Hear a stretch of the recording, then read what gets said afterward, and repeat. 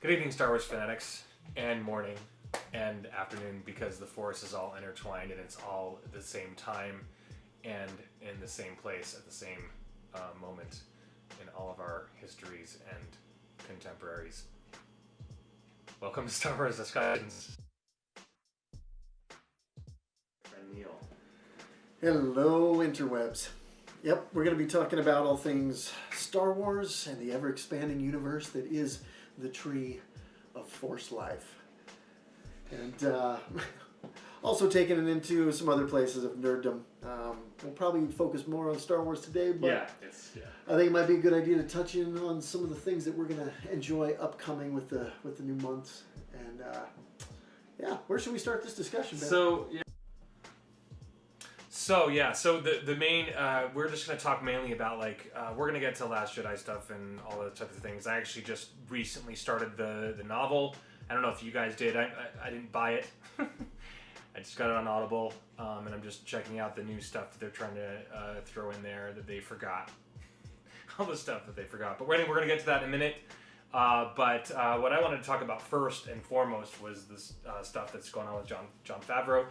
Of course, just reading from Star Wars Newsnet directly, of course, apparently he's been announced that he is going to be doing this. This is actually really kind of cool because Christian Harloff of Jedi Council, he's been tooting this, he's been saying that this is going to happen for a long time. He pretty much said that he was going to do the Kenobi movie, and so that would have been amazing, of course, to see. But apparently they have announced that he's going to be doing a live-action TV series, so that's actually pretty cool. Are you familiar with much of Favreau's work? Oh yeah, going back to the Swinger days? Yeah, oh my gosh. Yeah. That's one of his early quirky stuff, like, who the hell is this guy? And then he just kept showing up in, one movie after the other, and then he started getting some directing cred, and you're like, all right. Well, he did direct Swingers. I don't know if you knew. Yeah, I didn't know that at the time. And that's what a lot of people don't know. It's like, and his character, I in Swingers, if anybody's seen Swingers, if you haven't, check it out. It's just it's a classic early 90s flick when for the 2 years that ska music was not ska, or that big band music was coming back, and Big Bad Voodoo Daddy was like a big thing in the early 90s. That was the thing, and during those 2 years, this movie was being shot or whatever. But it's actually, his character is just this bizarre kind of needy. He's just so needy, and I just wanted to tell him, dude, just let this girl go. And it was just always so funny how he interpreted his own character. Well, and that's probably the funny part, at least my take on him. Yeah, great movie, hilarious, just silly 90s concept, and Vince Vaughn basically takes the lead in it, and Jon Favreau's character is kind of just the sidekick to tag along, just biting at his heels, and then you kind of find out that he's the one directing it, and that's where he's always been in these B-rolls, at least from the get-go. But being the man behind the camera, I think he's gotten a lot more cred in that particular area, knowing what he's been doing, and you can kind of see, like, hey, he's actually been developing his on-screen and off-screen personas quite well.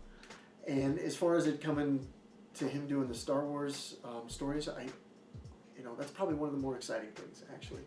And just especially in retrospect of what I remember it actually being in a comic store, and one of the guys they were all talking about Jon Favreau and how it was like right after Iron Man had been directed or had been released, and he directed that first Iron Man, and it was his whole idea to make this actually happen. And if it makes you wonder, the Marvel Cinematic Universe, makes you wonder if this film hadn't been successful, would they have continued and made an MCU? Would that actually have happened? Anyway, it was just funny because I remember specifically they were just talking about, I remember him doing Swingers, and then all of a sudden he's like Hollywood's golden boy. They were calling that, so it was kind of a funny moment. But yeah, it's like it is kind of crazy to see him in the process. I did not see this coming at all. I always been a fan of Favreau. I actually enjoy the Shannara series, that MTV series. It is kind of fun. more for me because I grew up reading the books, the Shannara books by Terry Brooks. It's a fantastic series of novels, and of course the series takes kind of definitely different turns over. And the first season is the Elfstones of Shannara book, and now they're taking it further different directions and everything. So what's Favreau's part in that? In the Shannara books?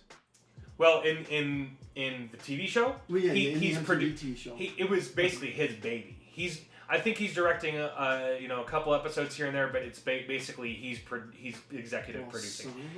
He's pretty much it was his idea. I mean, obviously he was a fan of the books when he we're about the same age. He's about the same age as us almost. But anyway, he was a fan of it. Something that he wanted to do, and so apparently he's kind of executive producing all that. That's cool. Did you read the Shannara books? I did. Okay. I was actually reading the Dragonlance stuff back in the day. Okay, yeah. So, me too. Which was kind of in tandem with that same thing. Yeah. But definitely David Eddings. Yep. And I kind of knew about the stories, but that's cool. That's cool. I really kind of split between seeing all these things that I grew up with on the big screen and getting to these different levels, because it's like sometimes you just want to keep them in that beautiful childhood space. And you're like, you mother fathers. That's for you, YouTube. That's for you. Editing at its best. You mother Favreaus. Mother Favreaus. You swinging mother Favreaus. John Mother Favreau. New Utah speak. I like it. Oh, man. But no. I mean, when someone is actually, who's been taking these things seriously and who's kind of been involved, it's been in part of their childhood, and that's kind of what I like. J.J. Abrams taking over the Star Trek series. He grew up loving that. I was excited at him taking over the Star Wars franchise when he hopped on board. Because he's not only a fan, but he's somebody who grew up with it and kind of feels the mythology behind it. Yeah, and he has emotional attachment to it, and that's where I think, especially in seeing that, you can tell if you see the first Iron Man movie, there, and it kind of set the tone for the entire MCU, and of course there's a million different types of Marvel movies now. And a lot of people argue that they're all the same movie, whatever, etc. But the point is that he had a good tone there with bringing back Robert Downey, and Robert Downey was just coming out of rehab, all these things crazy, like no one. I mean, a lot of people just didn't think, and he believed in Robert Downey, believed that he could do it, and just look what happened. It's like we have an amazing Tony Stark that's humorous and interesting and a fun character to follow. And actually, I can laugh at that because I remember at the time, and I followed Robert Downey, and just seeing his struggles and what he's been going through, and it was such a nice and nice is pretty tame for that, but I mean, it was great to actually have a hero in the superhero in the movie, but then you can also look at him in the hero in the sense like, damn, that's a pretty big win coming back from that kind of drug use and just off the wall kind of weirdness and tabloid crap, and then for him to get elevated on the back of Iron Man and basically leading the MCU to what it is right now. I mean, he was kind of there with the ideas for Phase 1, moving into Phase 2, and I'm like, you don't see those rehab stories and that kind of success thing on a Hollywood level. Yeah, like you do that often. So you really don't, and just in general, like I love what he's become, what Tony Stark has become.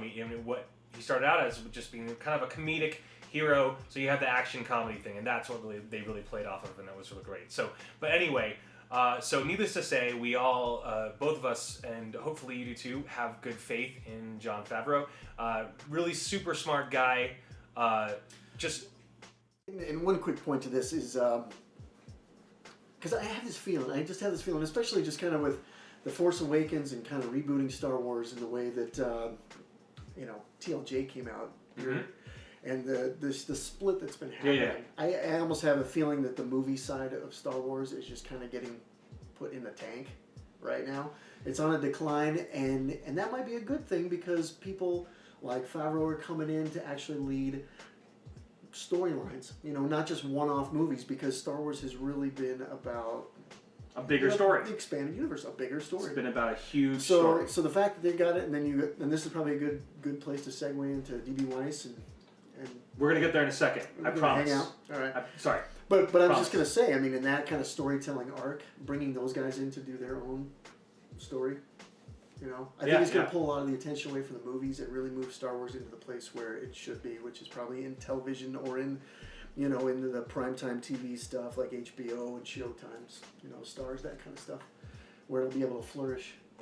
You know? Yeah, and I agree. And so this is, and it's actually really interesting because everybody thought that, we all know, if anybody who's a hardcore fan has been following, that Lucas did write. He wrote like 100 episodes. I don't know if anybody knows this. If you know, I mean, and you know, they're not going to go this, but they wrote a ton. They wrote a ton of. This was a live action series that George Lucas was spearheading years ago.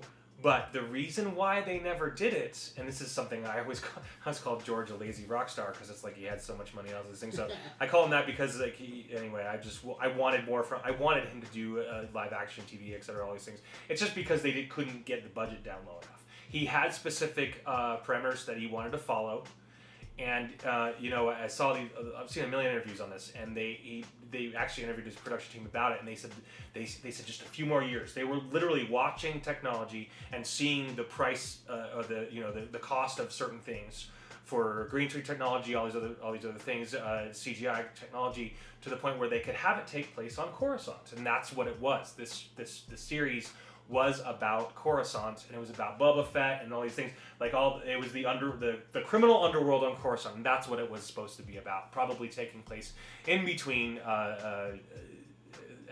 Revenge of the Sith and A New Hope. Okay. I'm not saying that that's what this is going to be. It probably won't be anything like that. Hopefully they'll take some ideas from that. Hopefully Favreau will. Take into account and read some of those episodes, because I mean, George Lucas wrote them. They've got to be really cool, my opinion.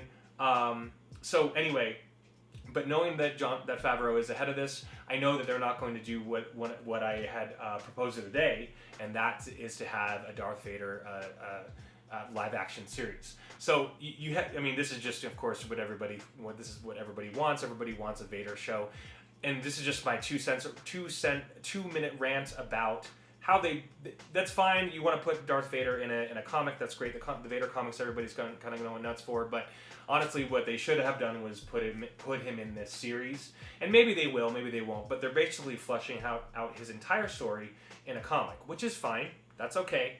It's just that it's Darth Vader. Yeah. He deserves more than just this comic. And so that's where I see he could have at least appeared in this, and I don't think he needs to be a main character. But you could have had an HBO series and had Darth Vader be the lead. And I realized that would probably be, people would probably end up complaining about Vader fatigue.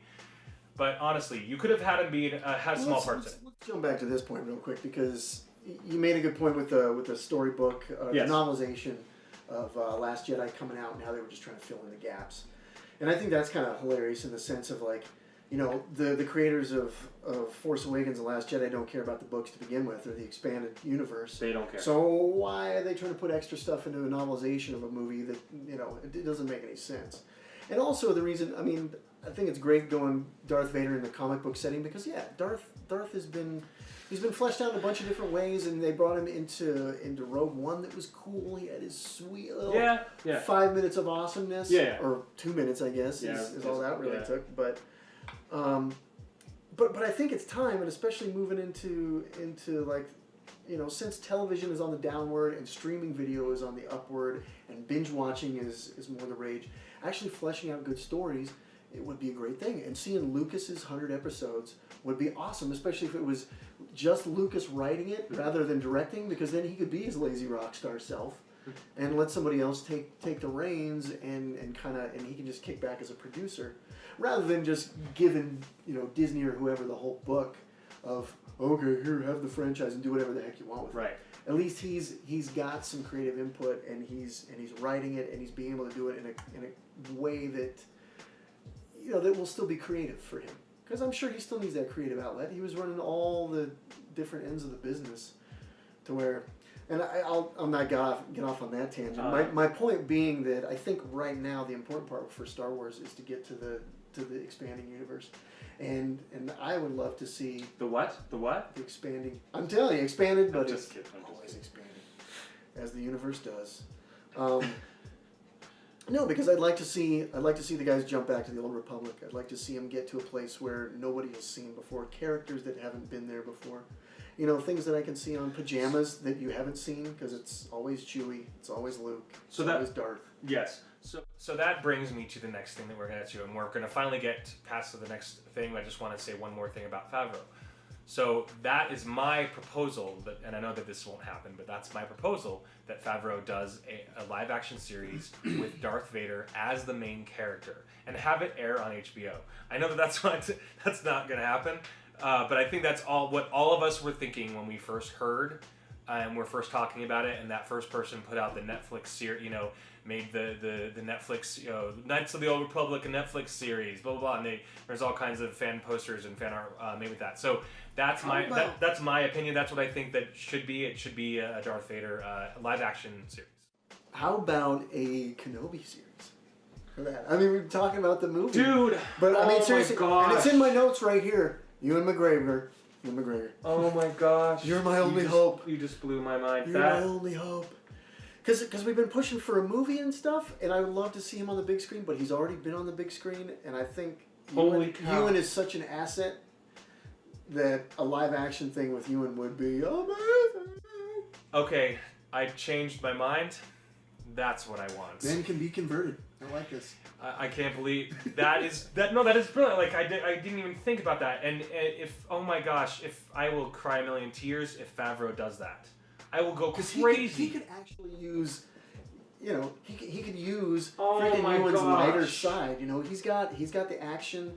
He knows comedy.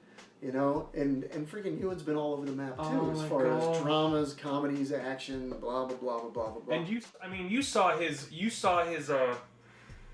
Oh my goodness, this is so incredible. Did you see his? No, hold on. Blown. Did you see? I mean, you saw the most recent season of Fargo, right? No. Okay, no, so speaking of Ewan McGregor and on that's right, TV, that's right. The latest Fargo season that was just last year. Of course, villain is the same villain that was in Wonder Woman. I can't remember his name for the life of me, stupid. But Ewan McGregor plays two brothers. And it's brilliant the way he plays them. I can't believe. Right, I gotta check that out. It's my favorite season of Fargo. I mean, they're all great, and I think 1 and 3 are the best. But oh my gosh, this is just an amazing series. And seeing Ewan, he played two, and they weren't twins. Like he played one that was a little bit older than the other. And so he's good with playing a live action show, because he hasn't been in too many. Quite honestly, my gosh, he's such a movie guy. So moving him into Fargo, He's obviously worth a commitment, and he's already proclaimed that he wants to be into Star Wars. He's totally down with the Obi-Wan. I mean, he personally, I can tell, I could see that he wouldn't. I don't think that he would really care. I mean, if it happens, great. If it doesn't, I mean, I think he really enjoys doing the character, but it's not like we're all going nuts for it. We all want to see Obi-Wan again. Oh my gosh, that's going to be like the name of this episode is the Obi-Wan series. But how cool would it be to see Obi-Wan on not a green screen? You know what I mean? Yeah. In the real desert, in the real, yeah. Oh my gosh, this is amazing. Thank you, Neil. Oh my goodness, this is blowing me away. Well, so that came to mind too. But okay, so we're moving on. Yeah, we got plenty we've been talking about, and it's just been like we're like on number 2 on the list here. So, David Benioff, DBY. Since we're talking about new Star Wars, everybody talked about the wanting these guys from their production in Game of Thrones. We all enjoyed Game of Thrones, at least I do. They need to be doing Old Republic. They really do. They really do. With the way they do Game of Thrones, I mean, just Game of the Republic would be I mean, I think that's where they would shine for sure. That actually reminds me of a dream I actually had once several years ago, and I remember it was just a couple of months after they announced J.J. Abrams was doing Force Awakens, and that was just brand new, and I was a diehard Game of Thrones fan. I remember this dream, and it was like an interstellar kind of intergalactic Game of Thrones that was just this, but it was like a video game, and I was like living in it all, and it was like, you know, you were traveling from planet to planet, but there was this war between families, and anyway, crazy stuff. But it reminded me of that. It made me think of that. So this is something incredible.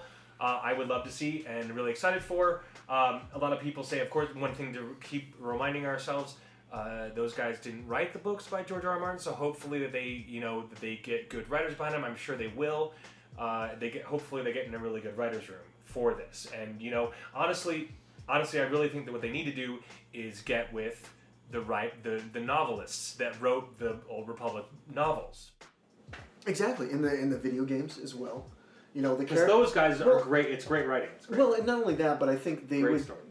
They obviously have shown their mettle with when it comes to many characters with many stories going on at the same time, you know, and having the Old Republic and being able to flesh out so many people, you know, the way they did with Game of Thrones in that kind of fashion would be great, because it would just make, you know, I think just being able to push fandom more into the books and more into the expanded universe. I mean, because there's plenty of it already out there, plenty of fans who love it and just eat it up. But there's also a direct divide between, you know, those who ingest the movies, and that's that.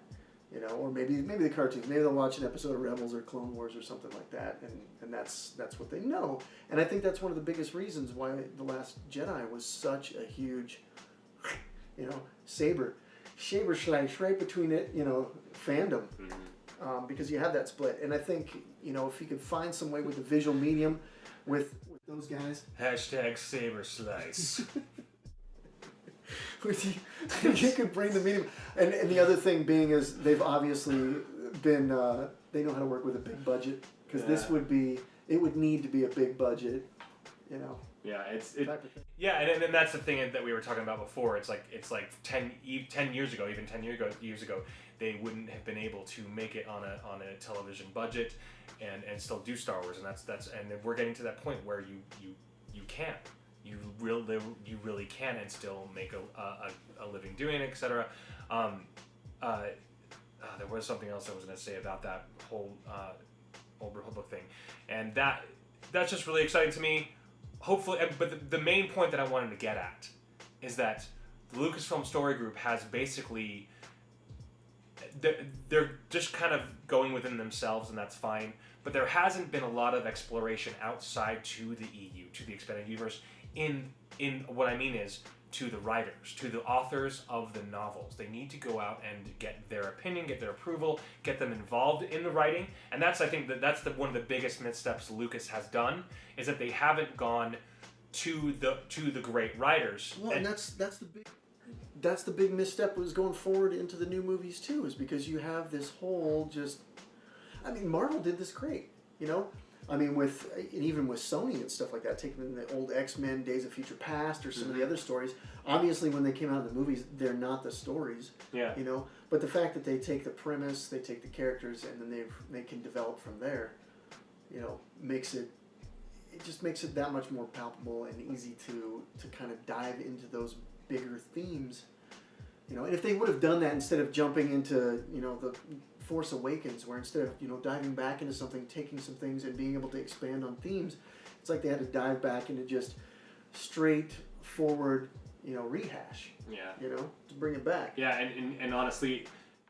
And maybe it's time to dive into I don't know, I mean, go into Last Jedi kind of... rehashing as well. That's actually good. I'm glad you brought that up, because we're gonna get into those next things. So that, I mean, that's the main thing, is that we I think that they just need to get into, and I think it's wonderful that they got Jon Favreau, because Favreau is gonna bring some good blood into it, and whatever he does, I think will do great. D.B. Weiss, Dave Benioff, those guys are gonna do great. I hope. I'm getting emotional. Sorry, everybody. Okay, we're gonna continue on. You need to get this on Star Wars HQ. So they are doing the trilogies. There's real quick speculation on this. There is speculation that because of, you know, bringing back Thrawn and everything, you know, there's a new Thrawn novel coming out in July. People are speculating that the David Benioff, D.B. Weiss trilogies might, or the Rian Johnson trilogy might be about the Chiss versus the Yu Zhang Vong. You've heard this? Have you heard this whole thing? Yep. And what do you think? And about just it? Do you think it'll happen? Going to the way back. Yeah. I'd be okay with Rian Johnson taking on that helm. You know. Yeah, I think put him in the Wayback Machine. Let him do something there. let him simmer. I mean, if he's just going to focus on two civilizations, just go over there. Then yeah, if he's going to focus on the two civilizations and the war between them, then yeah, I think he can do it in a stylized kind of way. Because that's something I did like about Last Jedi. Especially since he's not dealing with characters that we all care about. Just kidding. I'm just quite the point. I think. Well, actually, the one thing I think that I don't know. I'm nervous about him taking on Thrawn because Thrawn would be in that series. Thrawn would if it's the Yu Zhang Vong versus the Chiss, then Thrawn is going to be in that series, and either that or maybe his relatives. If you don't have his relatives in it, then you're stupid. No, anyway, I'm just kidding. Yeah, I don't know. I mean, well, I'm thinking like the Chiss and the Yu Zhang Vong, like way back, like when they first start. Yeah. So that makes me think of stuff too. We would love to see the beginning of civilizations on certain planets that we know of. I would love to see the beginning of Coruscant, like when Coruscant had grass on it, or it's like before. Apparently there's no. I mean, there's just one in canon. Coruscant has like one park, and that's the only place that there's actual grass on it. So I would love to see the beginning when there was actually That's just my thing. I think I forgot. That's in Canada. I'm just like imagining that one patch. We're talking about way back, and it reminds me of the Dr. Seuss. Yeah. Anyway. Back when the Ephelumps and Woozles lived on Coruscant, or the when Horton heard a. Yeah, and or the boom band. When the boom band. Okay. Yeah. No, the thing I was going to get with the civilizations, it was, and I made this point the last time we talked about it, but I think it would be cool to go back and just see the Force developing in different civilizations. Yeah. How the Force comes about with this particular civilization compared to this one. Right. How certain beings and stuff like that develop more into Siths because that's just how their civilization is brought up. But all these planets are separated and different, and they're not connected as the galaxy that we know today. It's just that they're all kind of almost like the world that we live in now. We have all these different civilizations that have kind of been growing in technology and such, but they weren't really connected. I mean, dispersed at one point, but as far as growing up, they've been tribes and hanging out, and then all of a sudden here we are in the 21st century, and we've developed languages in different places and developed different ways of communicating and conversing the same things. And to see that on like a planetary and galaxy-wide scale between civilizations would be really cool. And I think it's such fun writing to do something like that. It would be cool. It would be cool to see like one planet deal with and have them be neighboring countries, neighboring planets, and have them being in this kind of close proximity, and someone invent the hyperdrive, and then they become communing and become friends, but they have some religious reasoning, but that they don't. One believes the Force should be this way, and one believes it should be the other way, and then they have fight about whatever. It's just like a small conflict. Right. And then slaves being blind because you have some planets that are going over and inhabiting others, and taking over and using the Force to like enslave certain planets and certain cultures. And then those cultures actually then finding about the Force secondary and being able to turn it into something else and fighting against their oppressors. Oh, wow. Yeah. Great. It'd be, so much worthy storytelling, I think. And last but not least, once again, these are just all our speculations. These are all of our awesome ideas for Star Wars movies and Star Wars lore. My one last thing is I would love to see the beginning of the Jedi and Sith, and it's like two lovers or two best friends, and then they just one chooses the light, one chooses the dark, and they're have them be like really close. They could just be best friends, or they could be lovers, whatever they could be, and have them split apart. That would be this tragic romantic thing. That would be incredible to see. Anyway, we're gonna move on unless you had more to say. I was just thinking that in a Romeo and Juliet kind of way. Yeah, kind of cool. Yeah. Where there really isn't a dark or a light. Everybody just knows the Force and they use it for what they use it for. Right. And then you have someone. You have these two that are Force sensitive, or really, maybe it's like Kylo and Rey people who are just totally over endowed with the Force, and and they connect between them, and they're not star-crossed lovers type of situation. And then the war between the families splits things into a dark and light. Dude, you kind of. That'd be kind of cute. Yeah, Lucasfilm, hire us. Damn it. All right. We're obviously not great at talking to people on YouTube, but hey, we come up with great story ideas. Okay, so, especially with, I guess just wanted to really quickly touch on Thrawn. I'm curious to see where the new Thrawn book is, because that's coming out in July. I'm curious as to see where that will be, because I don't want to spoil things for Neil because he hasn't seen Rebels, but interesting spot where he ends. So for you people who have seen Rebels, kind of bizarre ending for Rebels, and that's fine. That's all great. And I was actually, he should have went where he went, but it's just funny to me. I'm wondering where this Thrawn novel will take place. Apparently he teams up with Vader, so that's the whole thing there. So anyway, we're going to continue on. Interesting stuff. Just real quick thing about the Solo trailer. I thought it was cool. Not a huge fan of who they chose to be Han Solo, though. Not convinced about it. What do you feel about this the Solo trailer, Neil? I'm not convinced either. I mean, I liked the characters that were in the trailer and such, but as far, I probably could have been convinced. But the thing that helped me most, and I don't want to jump into this one too much. I mean, we got plenty of other things. But the one point I'd like to make about Solo is just that kind of same direction they've been taking with the movies. It's like, dude, if they just made Solo into a Rogue One type of thing, where you just got some orphan kid just hanging out doing his thing, and he finds a way to pilot stuff, to get him out of the orphanage, to get him away from the crappy beatings and the bullying that he gets. Or he gets suckered into helping out these criminals, and he realizes that he's a good pilot. Something that just is Han Solo-esque. He's the scoundrel. So you feel like so far everything that you've seen in this trailer is not Han Solo-esque at all? No, I feel like they're moving away from the character and doing something that they felt like they needed to do with Luke, which they didn't, and they're doing that same thing with Han in that whole trilogy or the trailer where he's like, oh, I want to be the best pilot in the galaxy. I want to be the best. And you're like, all of a sudden you're turning this character into some prophesied thing, or just over-aggrandizing him to a point where it's not necessary. Or what did the Emily Clark's character say? I'm the only one who knows what you truly are. Yeah. And you're like, come on. And then his reaction was just kind of like, he didn't really react like Han Solo would at all.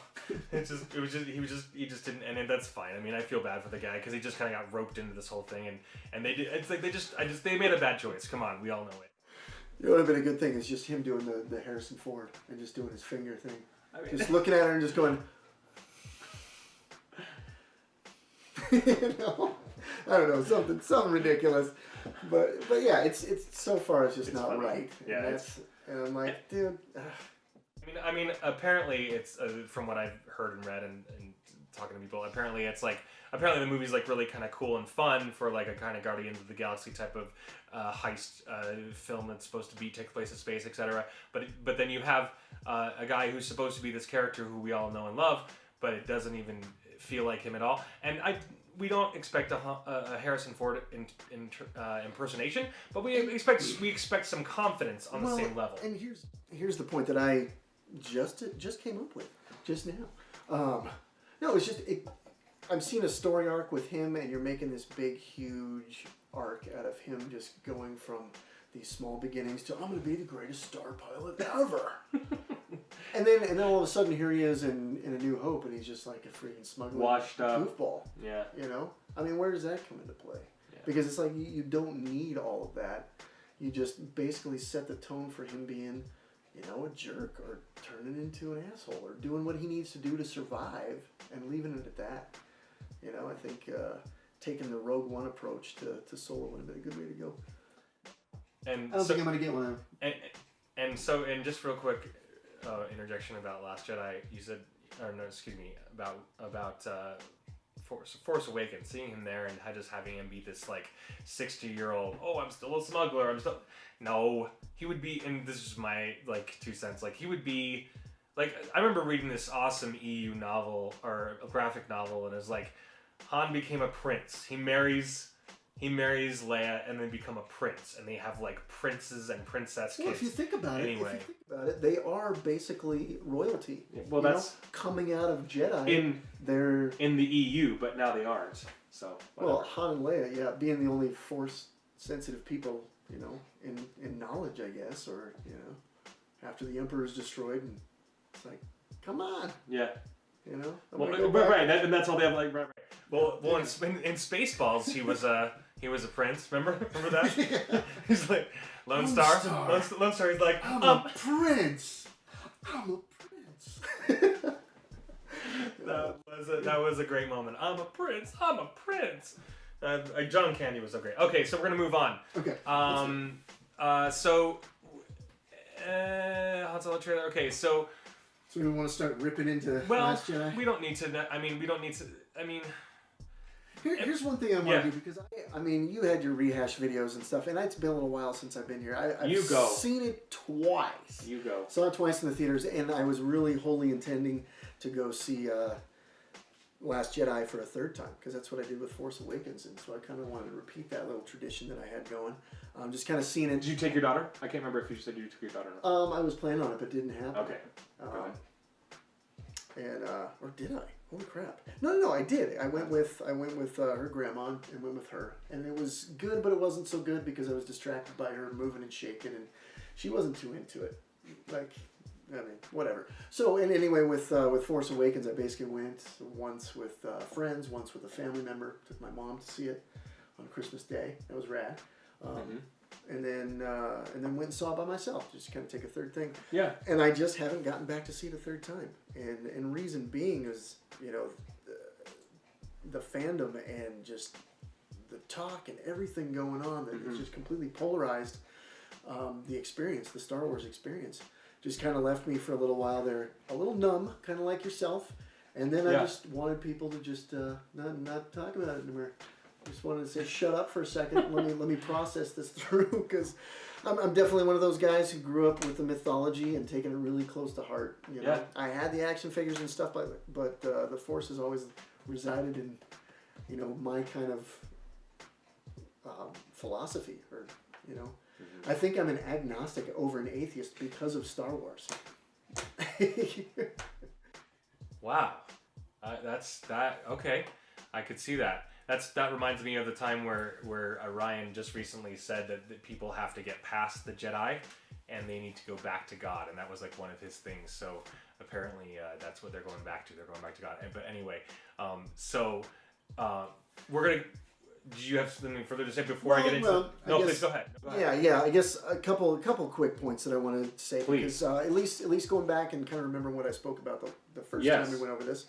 Was the thing that I did enjoy about it was there was a lot of lessons, people actually having hard choices to be made, and I enjoyed that.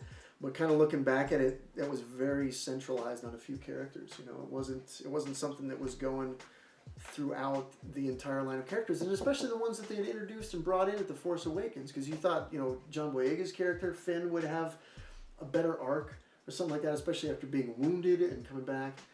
And maybe that'll extend, but it definitely, to me at this particular point, has come down to, some winners and losers from this, and overall there were a lot more losers when I started tallying things up than there were winners.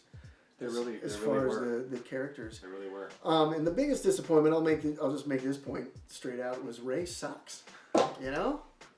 Which is terrible, because I love Daisy Ridley. Okay. So really quickly, I just wanted to make, just before you get into that, because we're gonna do that. I just wanted to ask, and I'm gonna let you're gonna go. It's all you right now, because we're gonna let you go.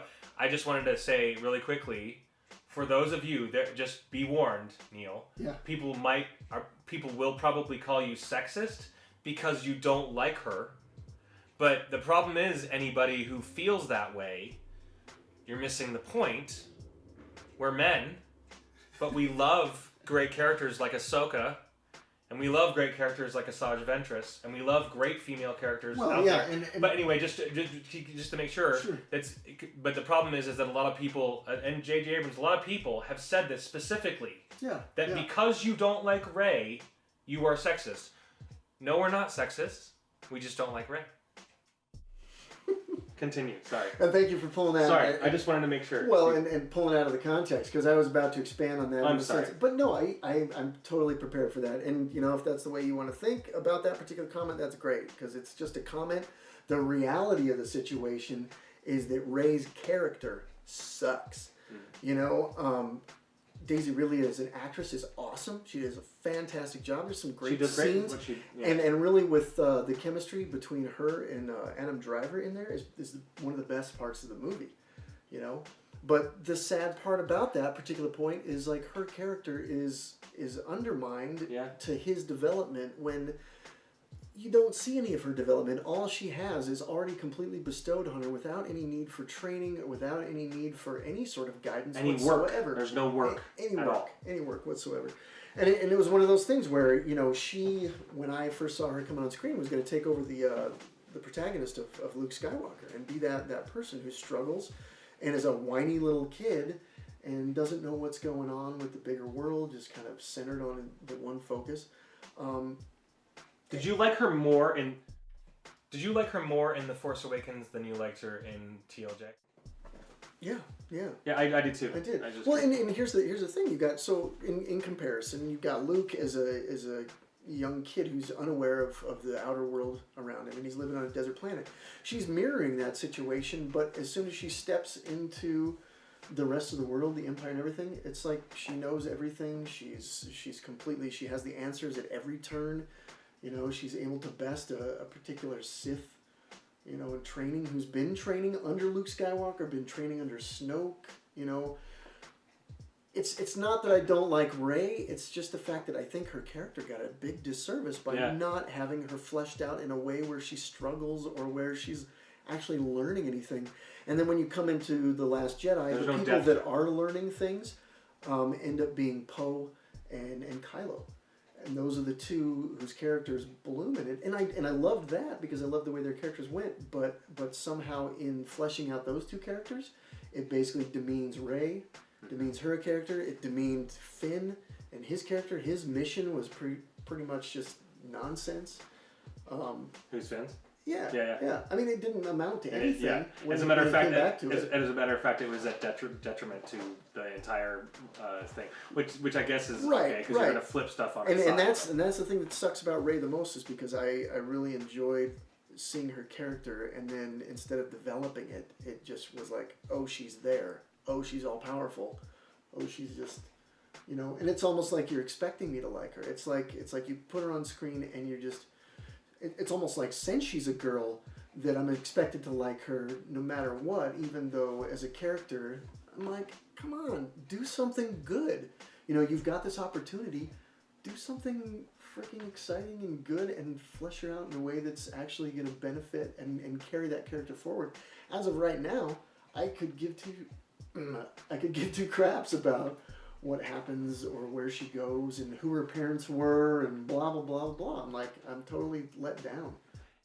And just my quick 2 cents on that, like, and I've said this before on our Star Wars discussions shows, I actually was fine. I actually it's like I liked everybody in The Force Awakens a little bit. I was like, okay, I'm cool with you and a little bit, just a little bit, but I wasn't like, whoa, I'm really into this guy. Or I was just like, okay, everybody's kind of cool. I'm interested.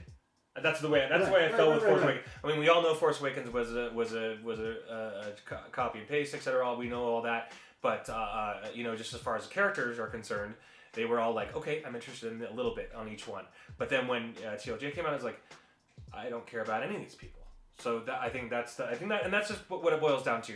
There's no sexism. There's no gender this, gender that. There's none of that. The reason why people love Luke Skywalker is because his heroism transcends gender. That's the point that needs to be understood. Well, and he's on that hero's journey, and that's something that you start to see in Rey. She starts the hero's journey, and then instead of going through the actual trials and things, it doesn't amount to anything. You know, what she goes through, she basically takes in her own direction because she has all that she needs already. It's like she went to see Luke because she needed direction and needed training. She didn't get anything out of him. You know? I mean, it was, and it sucks because it kind of turned Rey's character in more of a plot device for the other people, for Luke doing what he did, you know, for, I don't know. Yeah, and then the funny thing is, once again, I've said it many times, but there's all this building up and tearing down. So you have all this building up, and like before Last Jedi came out, it was like there was lots of building up of like history and books and all these things are possible. It's like all these great things that are building up in history, big building up story. And then there was the tearing down. Yoda destroying this incredible forest tree that Luke had obtained right after the Death Star destruction. And right after Return of the Jedi, when he goes and he gets it from an Emperor's outpost and all that stuff. So anyway, the point is that there's just a lot of misinterpretation of characters and destruction of characters. Yeah. And here's actually a good point, because I was talking to a musician on the phone, because I talk with musicians all day, and one guy was actually just talking about practicing and such, and being that he's practiced for 15.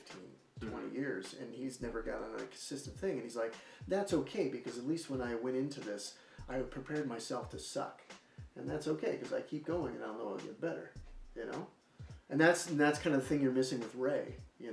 There's never a point where she sucks, she's always good at everything up to it, to the point where Luke sucked when he first started. He sucked. Yeah. He didn't know how to wield lightsaber. Darth Vader, the prophesied one, sucked when he first started. He was good at things. He was a great pilot, but he also had a lot of learning to do. You don't see that a ton in the prequels, but there's a lot in the storytelling, and there's a lot of mention of that between him and Obi-Wan. So the fact that you don't see Rey sucking or having a difficult time or being challenged by anything, through something. Yeah. And instead of being challenged by something, she just ends up going through it, and then her overall arc just sucks, and her character ends up sucking. So there's that. Sorry everybody, we actually, I mean, we like Daisy Ridley. That's the funny thing, is that a lot of people who would think that we don't like Rey because she's a girl or these stupid things. It's like, no, that's not the reason. We actually really like Daisy Ridley. I think she's a great actor. I think she's awesome and smart and brilliant in everything she does. She executed things that she was supposed to in a great way. One thing I found funny is that she really cared about Han Solo so much when she just barely met him and she just barely knew him, which I thought was kind of funny. She was calling Kylo you're a monster because you killed Han, but I don't know. That was kind of a funny. And maybe that's the one redeeming thing of her being. I mean, you got to think that she's got to be somewhat socially awkward and such, growing up on a desert planet and being a scavenger. I can certainly see her attaching to Han like that and just having like, oh my, holy crap, what is this? Yeah. Somebody to look up to, and just being so into it. Yeah. Just be like, oh my gosh, but she just didn't have that complete fish out of water thing where. So I didn't mean to. Sorry, I didn't mean to cut you off at all. I was just we're trying to get this forward. So and just my two cents on, like, I know that everybody loves the fact that she's not related to anybody.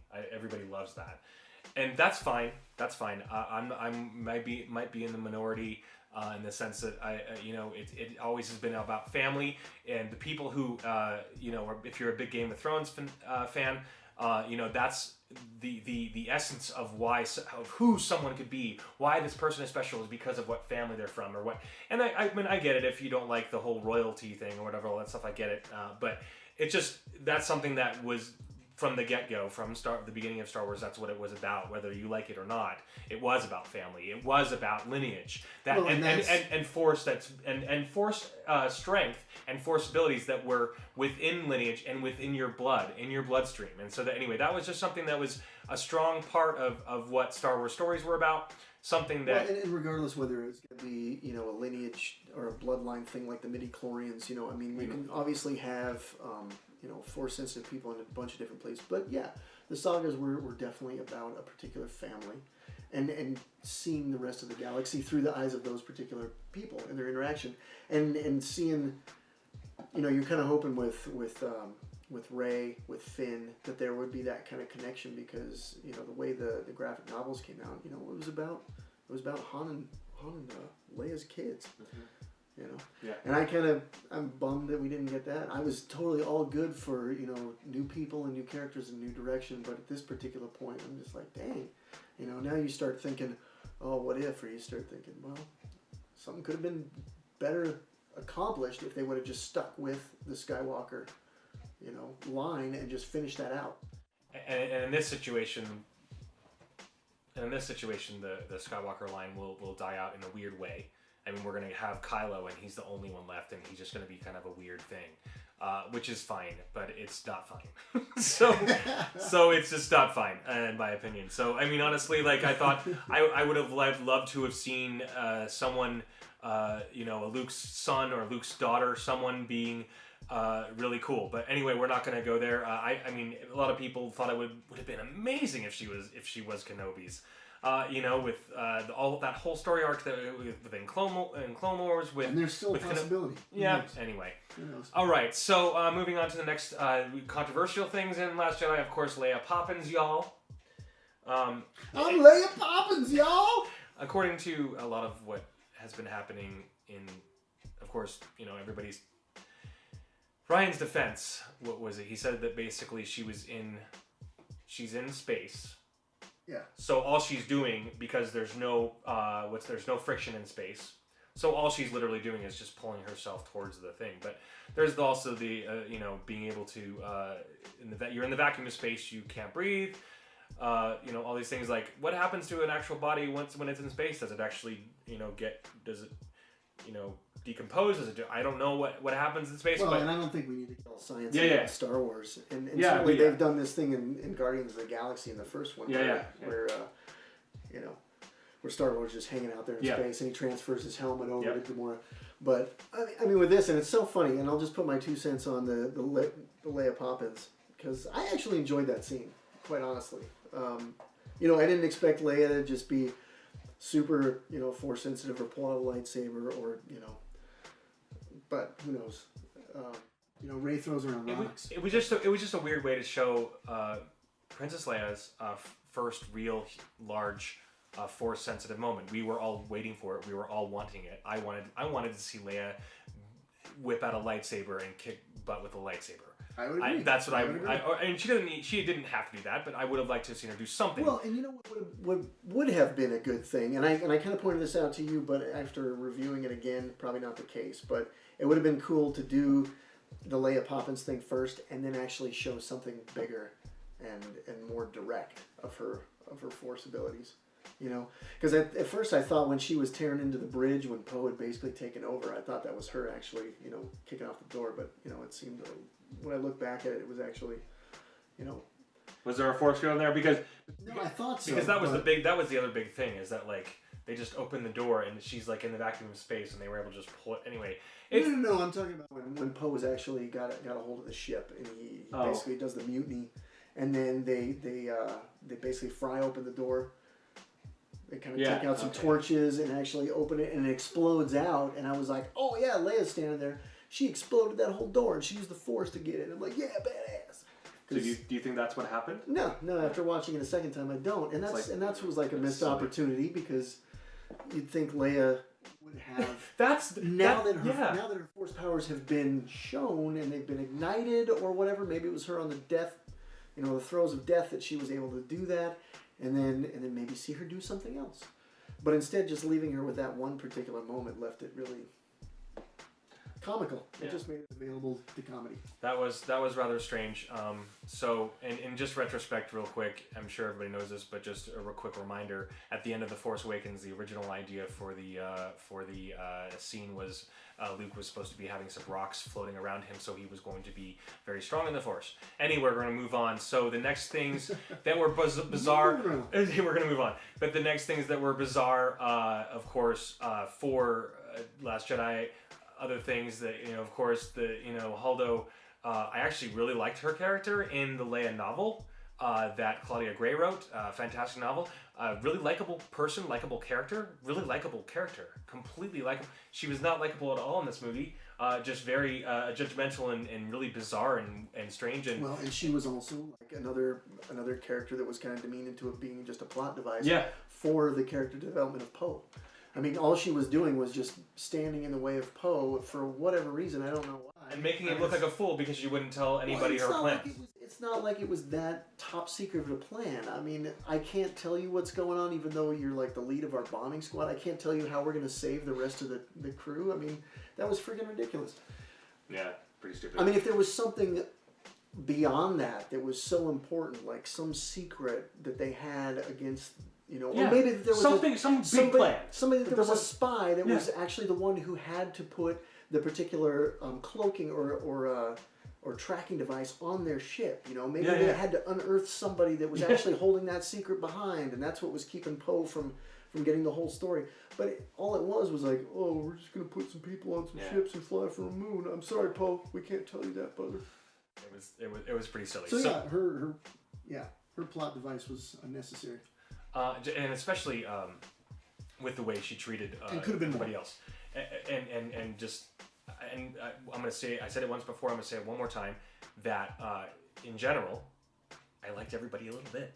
I liked everybody just a little bit, and I was interested. Let's do this, Ben.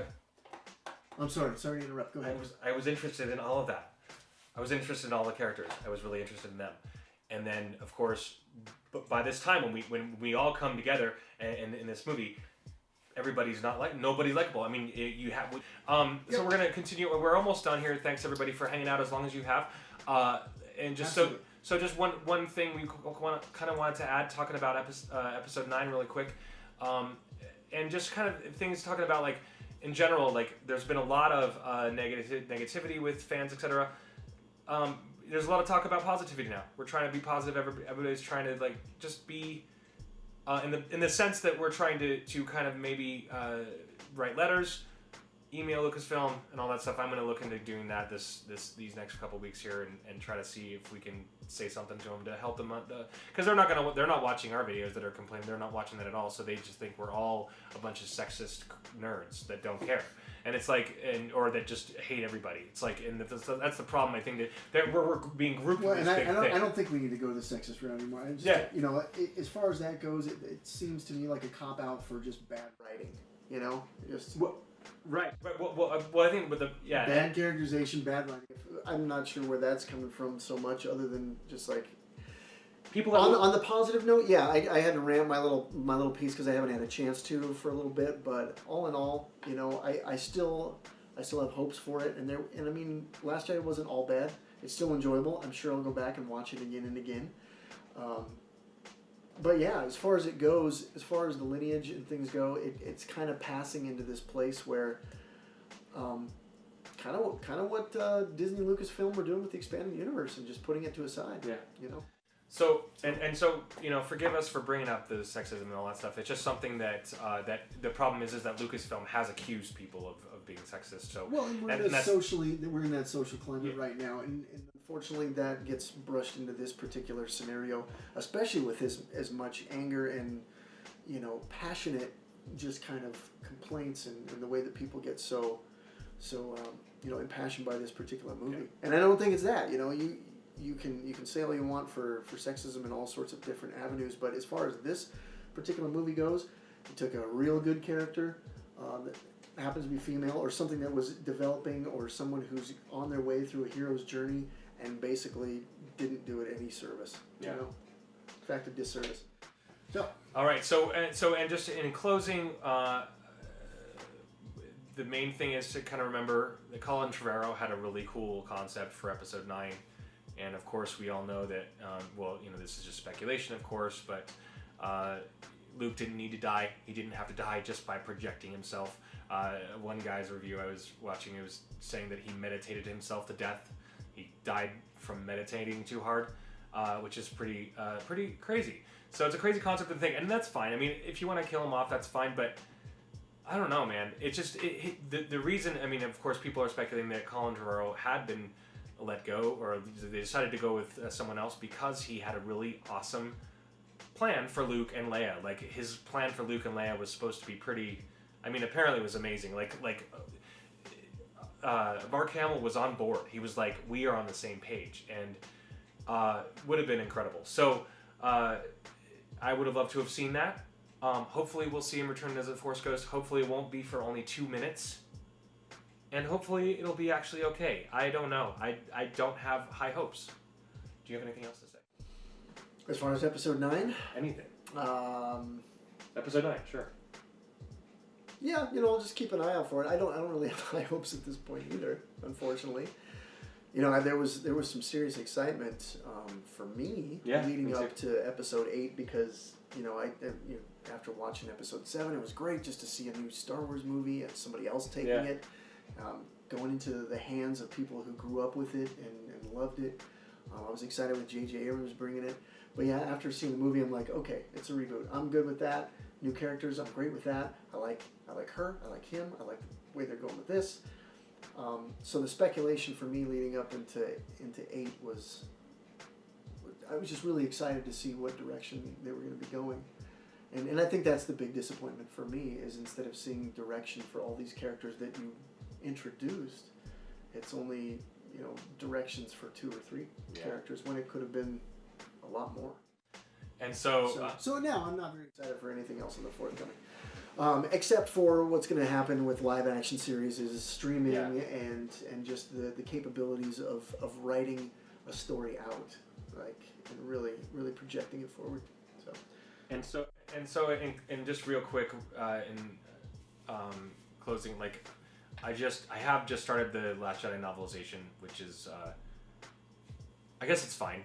It's funny because it's like a huge missed opportunity. They have a chance to they're talking about having it. Forgive me, spoilers for the novelization of The Last Jedi.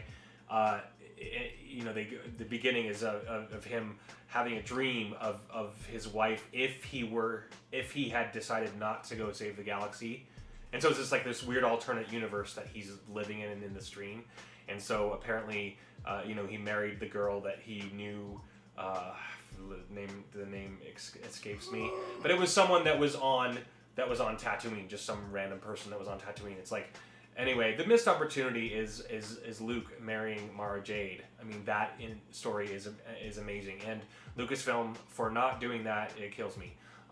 Last but not least, my biggest issue with episode 9, I think, and a lot of people, I talk to people about this a lot, and in general, I think that a lot of people have said basically that it's believable because PTSD, for post-traumatic stress disorder, and I get that. I get that people understand that, and they empathize with him and they see what he's going through. But honestly, I think the biggest problem is, I think all of us would be willing to accept him being so weird if we had seen the metamorphosis happen. The problem is that all we saw was the beginning of Luke, or the ending of Return of the Jedi. That was like the beginning of Luke and then the end of Luke, and so we didn't see the in between. So if Lucasfilm wants us to understand all that stuff, you got to tell us the story that happened in between, and what led him up to actually going, maybe I should kill my nephew in his sleep. All these things of what made him like that, what made him actually make that decision. And I get it, PTSD, but it's Luke Skywalker. Even introducing like Mara Jade, and then like I said before, taking those old stories and then making something new out of it. Even introducing her, because one of the fails for me was like him continuing on with this whole Jedi notion when, after he kills the Emperor and Darth dies, it's like, who's going to tell him he's got to be, unmarried? I mean, he's basically the last Jedi. He's the one starting it over. He's basically recreating the Jedi in the best way that he knows how. So how awesome would it be for him to marry Mara Jade and then have that particular relationship, but maybe her die, maybe at the hand of one of his disciples, and that kind of PTSD, post-traumatic stress syndrome. PTSD, thanks. Could be a lot more palpable in the way that he's like, mourning somebody's death. That is cool. That is a really cool thing, and it's like I don't know. It's just the funny thing about this whole thing with Lucasfilm is that they're realizing, oh my gosh, there's all these missing things we forgot to put in the movie, so let's put them in the book for the fans. It's like, sorry, too little, too late. You had your chance to make a good movie, and you had your chance to put those things in, and now you're trying to shoehorn them into the novelization, and somehow some of those fans might accept it. I'm not. I mean, it's just too little, too late, and you just can't be. It's just it doesn't work. It's not. You can't be fleshing out all your characters in the books only. You gotta flesh them out. You gotta have the. You gotta make us like them in the movie. We can't just be like, okay, now I like so and so because of the book. Come on. Well, and that's the thing I got with all the prequels. You know, people reading the books that kind of brought the prequels together and expanded on the characters like Grievous and some of the others. Yeah. You know, and even the cartoons like the Clone Wars cartoon with the Genndy Tartakovsky did. His take on Grievous was so rad. Yeah. I mean, it was, just like this unstoppable, just shredding through Jedis. And a reason why he's got a cloak full of sabers. You're talking about the two-dimensional Clone Wars. You're talking about that one. Yeah. It was the one prior to the actual CG one. But that was rad. And then all of a sudden you see Grievous on the big screen, and you're like, who the heck is this guy? Who is this wheezing monstrosity that is just like a whiny little, I was fine with it and I accepted it. It was fine, but anyway, just that's I guess that's just me liking George Lucas. I do like the prequels. My point being is, he was badass fleshed out. He's more badass in the books than he was on the movie. And liking him that way. So. Thanks again for joining us. This has been Star Wars Discussions. You have been. Wait, what? We're done? I'm kidding. We've been here long enough, and we probably, turn your ears blue at this particular point. So thank you for joining us for this discussion. Thanks for letting me, vent a little bit more on this and kind of get it out. So, quick thing as far as what we should step into. If you guys have any ideas of what we should hit up, some good things coming around, some new movies that we should be looking into, by all means, give us some ideas, and we'll happily hit them up. Please join us in the comments section. This is my favorite part about it, is to actually talk about these things. What live action series do you want to see? I want to see an Obi-Wan series that directed by Jon Favreau, or at least headed up by Jon Favreau. I'm sure that he's probably just going to produce the thing, but that is something. This was all Neil's idea. But anyway, and that's I got one more. Rosario Dawson, if you're out there watching me, listening to me, you need to be Ahsoka. There is a role for you there. Yeah. The one and only. I'm telling you. A lot of people have said that, but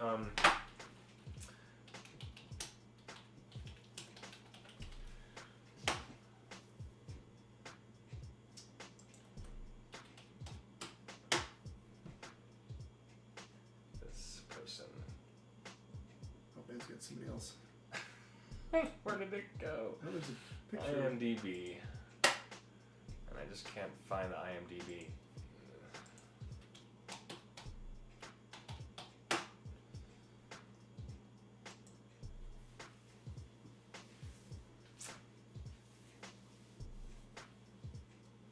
Here we go.